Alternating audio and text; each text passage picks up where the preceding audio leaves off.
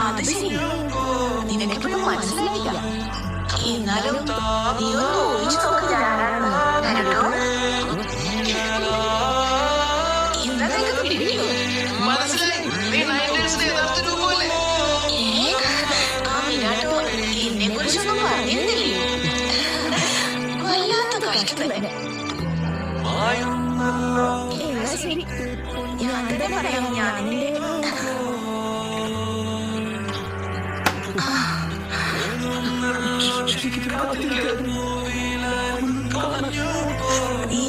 എന്താ പറഞ്ഞേ?